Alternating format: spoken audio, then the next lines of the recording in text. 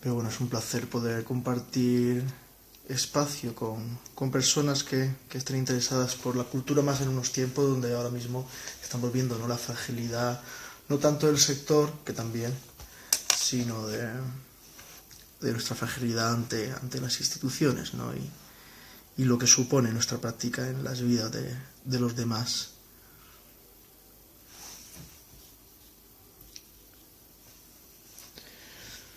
Entonces, bueno,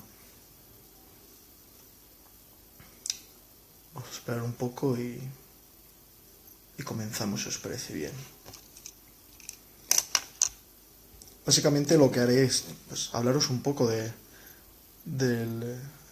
título y del término con el que hemos titulado este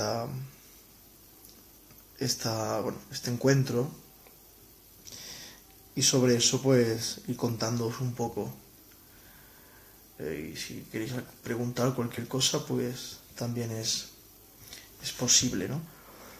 Pero básicamente será pues eso, ¿no?, un poco tirar del hilo de este término que hemos planteado, ¿no?, que se titula desplazamientos,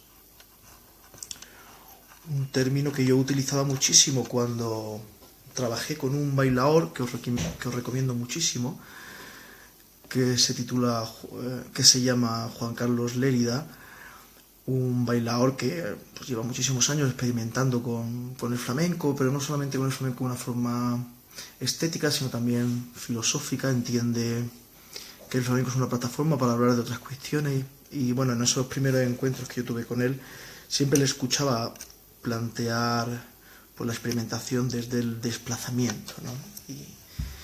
Y bueno, entendí que ese término le ayudaba a no tanto buscar, sino ni una búsqueda con un anhelo de encontrar algo en particular, sino simplemente el mero hecho de la experimentación para ir hacia otro lugar, ¿no? Un desplazamiento que te lleva a un lugar que no sabes bien cuál es, un lugar que realmente no tienes la obligación de etiquetarlo, un lugar que te ayuda a liberarte, a salir, no sé si realmente sería la expresión de espacios de confort, pero por lo menos a salir de una especie de rutina, de los métodos costumbristas que como toda acción, como toda práctica, pues se terminan asumiendo, ¿no? Y por tanto él utilizaba muchísimo ese término, el desplazamiento, o desde esa experimentación pues íbamos hacia territorios insospechados, territorios que algunas veces pues eran, no sé si parecidos, pero sí eran reverberaciones o ecos de cosas que ya teníamos nosotros asumidas de otras experiencias, o simplemente pues eran espacios realmente, no sé si novedosos, pero sí diferenciados a lo que habíamos hecho dentro de la práctica, ¿no? Porque el espacio nuevo se encuentra, o la sensación nueva se encuentra mucho más desde fuera que cuando uno está dentro del proceso y de la representación, ¿no? Y desde ahí pues comencé a utilizar el término de desplazamiento, porque me ayuda también a entender, ¿no?, a entender de cómo funciona la experimentación, ¿no? Porque ya sabéis que la experimentación pues no es tanto o no debe ser tanto una etiqueta o una estética, sino debe de ser un proceso, incluso una actitud, ¿no? Y ahí es donde yo me muevo. Por eso me puedo considerar como un artista experimental, pero un artista experimental que precisamente no hace música experimental, ¿no?, por entendernos, porque bien sabemos que ya la categoría de experimental o música experimental pues contiene una serie de lógicas, estéticas y fórmulas que ya se han establecido más o menos. Siempre es una huida, al fin y al cabo, todo esto se han establecido, y al establecerse pues hay que seguir huyendo, hay que seguir trabajando, experimentando, desapegándose de toda esa memoria que se va creando, ¿no? Eso por un lado. También el desplazamiento nos ayuda a entender el movimiento conceptual, físico, espacial, no de una forma lineal ni progresiva, ¿no? Nos puede permitir el desplazamiento, nos puede permitir a esta cosa que entendemos de ir hacia atrás o hacia adelante o ir hacia los lados, ¿no? O ir en diagonal. El desplazamiento nos permite jugar con ese imaginario no lineal, ¿no? O sea, la idea de progresista, ¿no? O progresiva de la vanguardia también se rompe con esta idea del desplazamiento. Por ejemplo, hoy le leí a un escritor que me gusta muchísimo, precisamente, mira, aquí tengo un libro de él, que es uno de mis, bueno, él colaborará conmigo en un próximo espectáculo disco, conceptualizándolo. Él se llama Ramón Andrés, creo que lo vais a ver al revés, pero Ramón Andrés, ¿no? Esto es un libro, es una de mis Biblias, diríamos, y Ramón Andrés hoy decía un ir atrás para modernizarse, ¿no? Entonces, esa paradoja de que muchas veces conceptos o términos como el primitivismo, como la deconstrucción o la destrucción, pues nos permiten encontrar de repente fórmulas de modernización mucho más interesantes que todas las fórmulas que se pueden dar, pues en relación a los procesos artísticos basados en bueno, pues en otras cuestiones, ¿no? En otras fórmulas más de tendencia, pero que la experimentación a priori no tiene por qué estar sucumbida a las tendencias, ¿no? Entonces, bueno, por ahí propuse este término porque creo que habla muy bien de mi proceso, sobre todo en los últimos tiempos, ¿no? En los últimos tiempos creo que estoy bastante en esa actitud y bueno, como os decía antes, una actitud que muchas veces te relaja también a la hora del trabajo porque no estás obligado a encontrar, ni tampoco tienes por qué buscar. Es un experimentar donde ese término, ese verbo, pues comienza a darte cosas, ¿no? Algunas cosas más interesantes, otras menos, pero ya la misma experimentación ya te va a hacer encontrar algunas cosas que no tienes por qué estar buscándolas, ¿no? Eso es lo interesante. Es como cuando se escribe un libro con tesis, mejor dicho, se empieza a escribir un libro con tesis o sin tesis, ¿no? Y ahí es donde realmente para mí pues está el gran valor de esa cuestión de la experimentación, de esa palabra tan manida que muchas veces tampoco sabemos determinar o delimitar en muchas ocasiones, ¿no? Pero sí es verdad que hay un posicionamiento muy positivo en esta cosa de comenzar algo sin una tesis concreta. Lógicamente tienes ideas, tienes intuiciones, pero permitir que el proceso creativo o el proceso de experimentación pues sea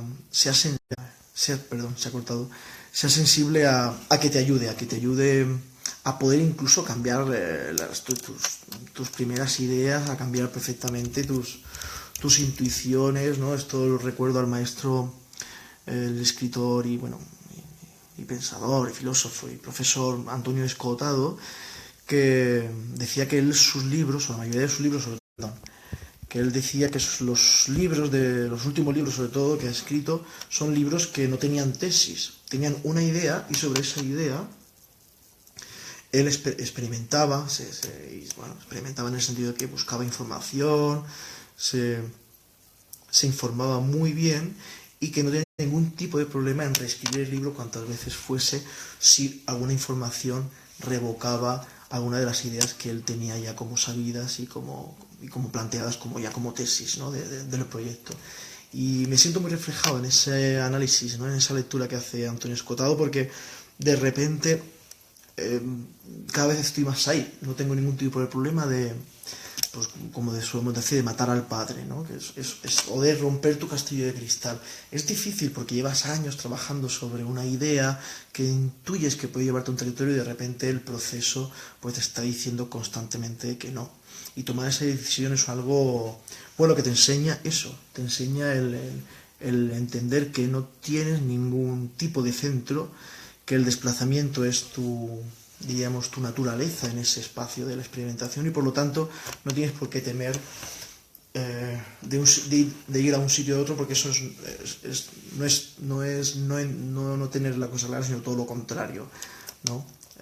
Antes leía esto, dice un proverbio latino, ¿no?, que decía, la certeza se encuentra cuando hay muchísimas dudas o algo así, ¿no?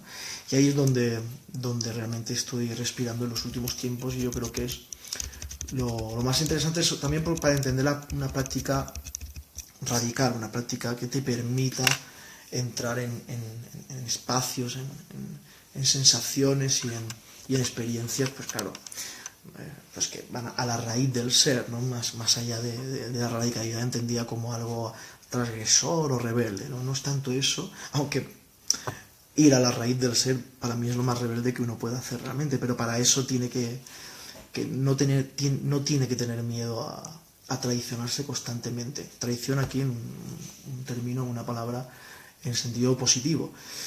Y ahí es donde realmente creo que mi trabajo se está un poco concentrando, ¿no? Pues una concentración un poco, diríamos, pues que se tambalea, que se derrumba, que va, que viene, y que ahí es donde realmente encuentra su sentido de ser, ¿no?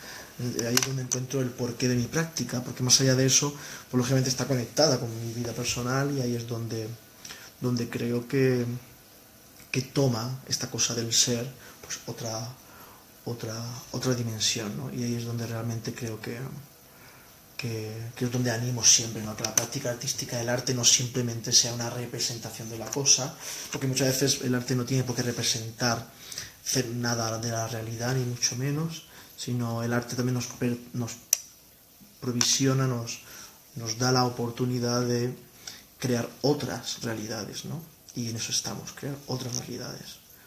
Unas realidades que nos permitan pensar, ya no solamente críticamente, que también, de una forma crítica, sino también que nos permitan, pues tener experiencias diferentes. Que muchas veces al arte se le entrega una potestad y una especie de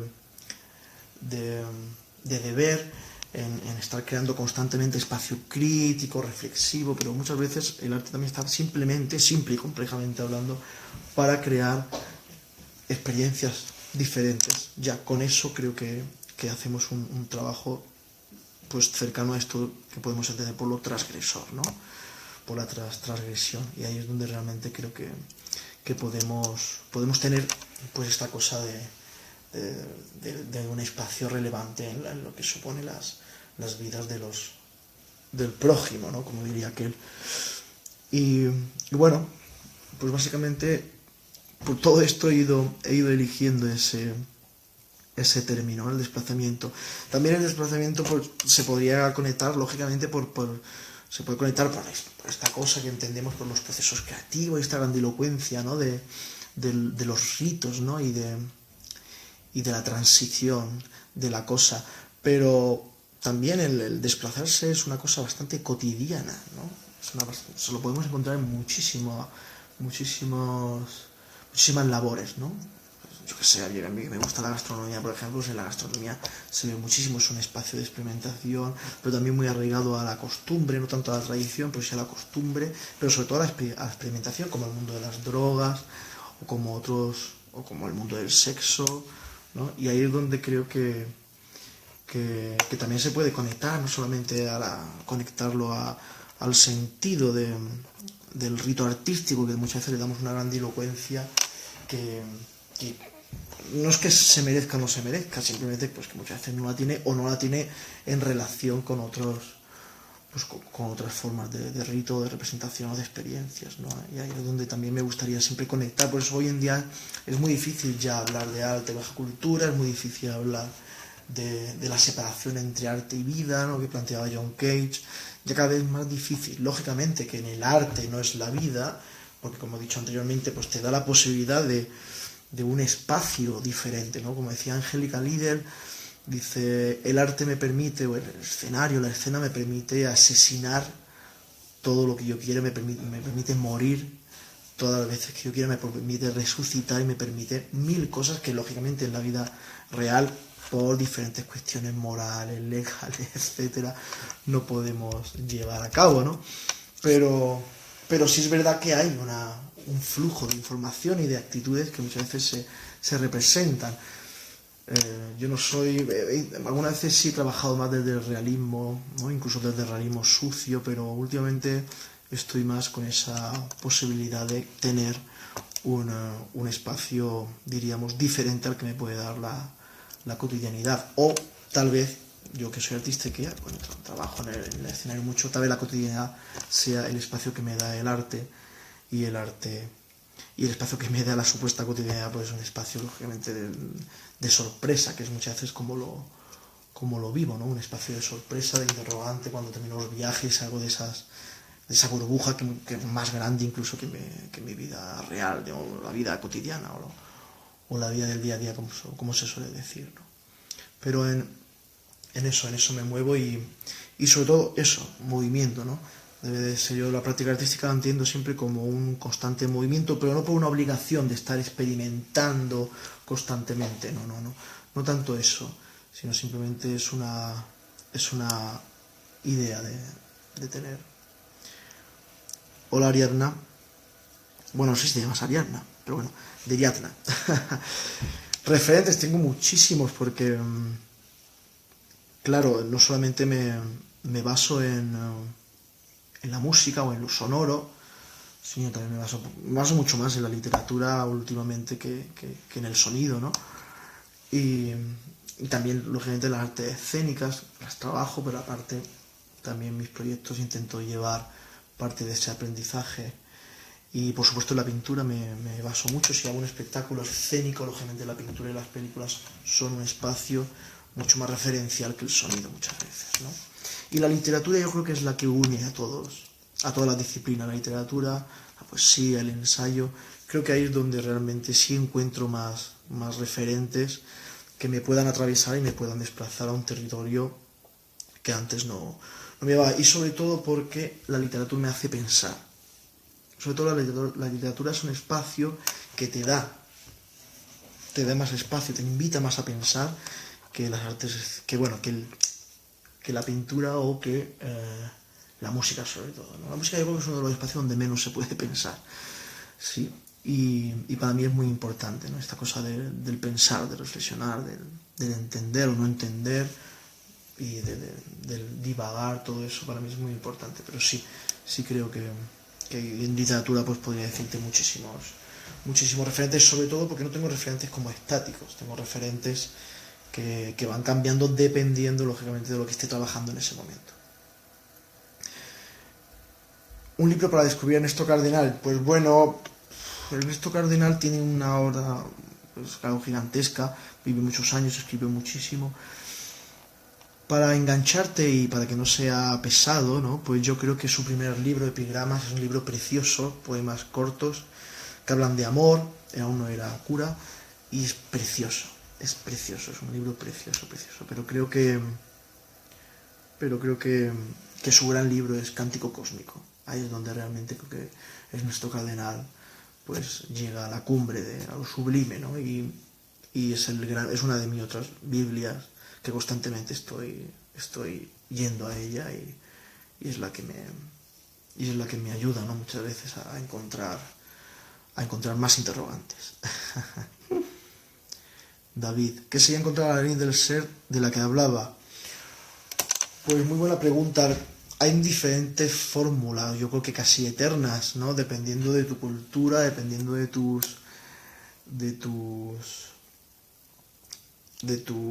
pasado, ¿no? De tu memoria, de tu educación, pues puedes encontrarlo mediante mil mecanismos, desde, lógicamente, pues las prácticas ritualísticas, religiosas, prácticas físicas, prácticas de concentración, prácticas de experimentación, las drogas. Cada cual puede encontrar mil fórmulas para suponer qué es ese caminar hacia la raíz del ser, porque al fin y al cabo es una pregunta que nunca se va a contestar, y por eso invita a seguir experimentando. Es una pregunta que te ayuda a experimentar, ¿no? Que te invita a experimentar. Por eso es muy importante entender esta cosa de ir a la raíz, ¿no? Ser radical es ir a la raíz, ¿no? ¿Del qué? Ir al raíz del qué. Pues en ese proceso, en ese estar, en esa pregunta, pues te lleva a territorios que antes no podías haber imaginado de poder llegar, ¿no? Es una especie de viaje de Ítaca a Ítaca, pero sin llegar a Ítaca. Un poco, así es como yo entiendo un poco la práctica artística, ¿no? Sí. Carmen decía, sí, imaginar, sí, la imaginación es un factor importantísimo para esto, imaginar otros mundos posibles, ¿no? Otras realidades. No solamente en un sentido así como de New Age, ¿no? O un sentido así de autoayuda, no tanto es eso, ¿no? Es entender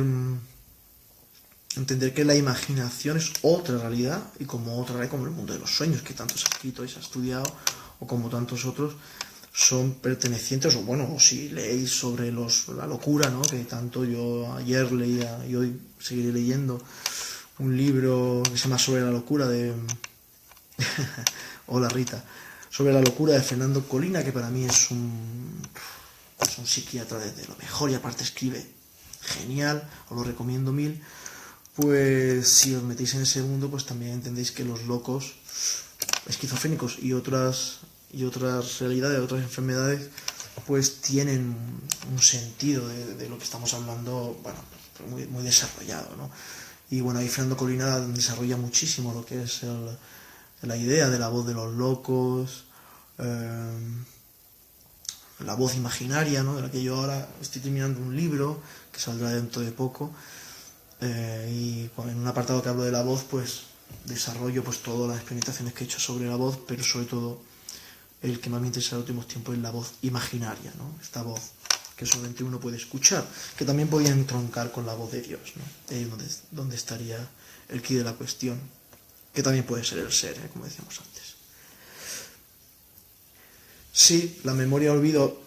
Hablar de la memoria o de las memorias es hablar del olvido, sin duda alguna. Eso el antropólogo Marc Augel, francés, o Marc Augel, no sé cómo se pronunciará, es para mí es el que mejor ha escrito sobre eso, las formas del olvido, creo que se llama ese libro.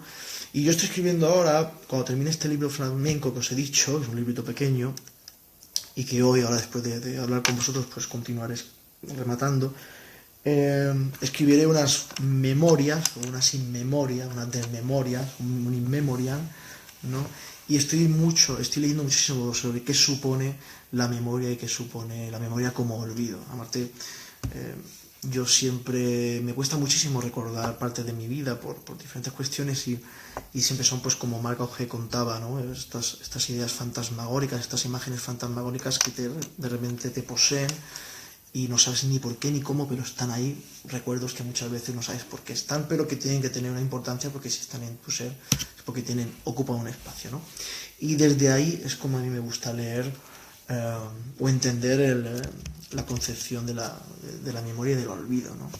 Y después, en término musical, lógicamente, cuando hablamos de memoria, hablamos del archivo, ¿no? ¿Qué supone el archivo? Yo que vengo del mundo del flamenco, y pues imaginaros todo lo que supone el archivo, pero no tanto el archivo como tal, o sea, tener el archivo, sino cómo tú te acercas al archivo, ¿no? Pues cómo tú te acercas a la memoria, sobre todo qué entiendes tú por el olvido y qué parte de importancia en tu construcción le das al olvido, ¿no? Ahí es donde para mí está aquí de la cuestión de esa cosa, hablar de la muerte. Ahora que me he leído el libro Semper Dolens de Ramón Andrés, ¿no? que Historia del suicidio en Occidente, pues él siempre referenciaba, ¿no? Que hablar del suicidio es hablar de la vida, no es hablar tanto de la muerte, ¿no?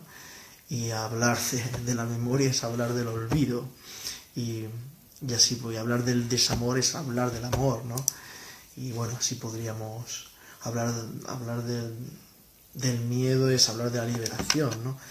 Bueno, entonces todas esas balanzas pues nos ayudan también a seguir encontrando, como decía antes, más interrogantes, porque la respuesta a muchísimas cuestiones no las vamos a encontrar, y yo creo que el arte tampoco es un espacio que tenga el deber de encontrar respuestas constantemente.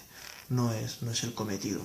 Yo hace años sí lo intentaba, pero he entendido que es un trabajo totalmente fuera del sentido que para mí puede tener el arte, y lógicamente su función, ¿no?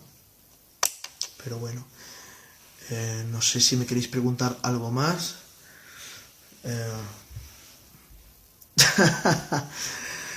Esperemos que no. No, Piazzolla es uno de los grandes, pero muy encuadrado en la tradición. Espero yo estar más despegado de la tradición del flamenco que Piazzolla del tango, ¿no? Bueno, cuando el reto que me encuentro cuando escribo, sobre todo es el reto, pues, intento escribir con toda la honestidad posible, más allá del estilo, con toda la honestidad posible. Yo escribo solamente de cosas que realmente me han sucedido. Ahí soy mucho más autobiográfico que en la música o en lo sonoro. Y, y bueno, el reto sobre todo es tal vez pues ese rascar que muchas veces con la música no hago, pues hasta qué punto me da posibilidad la escritura, ¿no? Porque la escritura, como bien sabemos, es una forma de reflexión, es una forma de relectura, ¿no? Entonces, ayuda mucho a entender, ¿no? A releerte, diríamos, ¿no? A reconocerte, ¿no? Y para mí mucho más que la música, el sonido, me ayuda mucho más la escritura, ¿no? Y ahí es donde creo que está ocupando, por eso está ocupando tanto espacio últimamente de tiempo y de ganas, ¿no? De actitud, la escritura y la lectura, porque estoy encontrando un espacio autobiográfico que en la música nunca lo he encontrado. Lógicamente hay parte, ¿no? Pero más es una autobiografía más de interés cultural, artístico, más que diríamos pues espiritual o antropológico, incluso, yo qué sé, ¿no?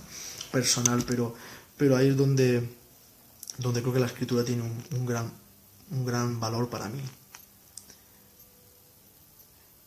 A ver, la música te ofrece pensar, pero no tanto como la lectura o como el teatro o la danza, ¿no? Sobre todo la danza contemporánea, las danzas escénicas, las propuestas escénicas, ¿no? Para mí la música lo más valioso que te ofrece es una experiencia, muchas veces sin narrativa. Siempre estamos llenando la música de contenido, ¿no? E incluso sabiendo que el sonido no tiene significado, ¿no? Pero lo intentamos llenar constantemente de significado y bueno, hay nada más que ver las películas convencionales de los últimos años, como la música está constantemente intentando dar significante y significado a la escena o viceversa, la escena constantemente dando significante a la música. Pero la música realmente te ofrece un espacio que te puede liberar de lo narrativo, de lo lineal de lo narrativo, ¿no? De lo historiográfico, te puede de lo histórico, ¿no? Te libera, ¿no? Es la abstracción que te plantea la música o la pintura, ¿no? La pintura abstracta, por supuesto, pues es un espacio que yo creo que se debería aprovechar más, ¿no? Pero por eso la gente no consume tanto músicas, pues diríamos, menos convencionales, porque claro, son músicas que te plantean una serie de interrogantes y unas puertas donde tú tienes que entrar y navegar, claro. No es una música que te lo está dando todo hecho, ¿no? Y ahí es donde, por eso se le suele llamar música experimental, porque es música de la experiencia, ¿no? Ahí es donde el término juega un papel importante. Y para mí eso es lo más valioso, claro, pero esa valía tienes que encontrarla también poniendo de tu actitud, claro. Es que si no es imposible, no puede... Valdelomar decía, el cineasta Valdelomar decía cuando veíamos una película, pues que el sonido y la luz, tú no ves una película sino que el sonido y la luz te da a ti, ¿no? Pero en ese te da, también tienes que estar abierto y sumergirte en esa posibilidad que está dando el cine, ¿no? Pues con la música pasa un poco así, sí. Bueno, no sé si tenéis alguna pregunta más por ahí, después de toda esta palabrería que he desarrollado así como en 20 minutos, que es un placer, poder compartir todo esto con personas, al fin y al cabo, y con seres que estén interesados en hacerse preguntas, ¿no? Eso es muy, muy interesante. Pero nada, gracias a vosotros, vosotras, vosotres, y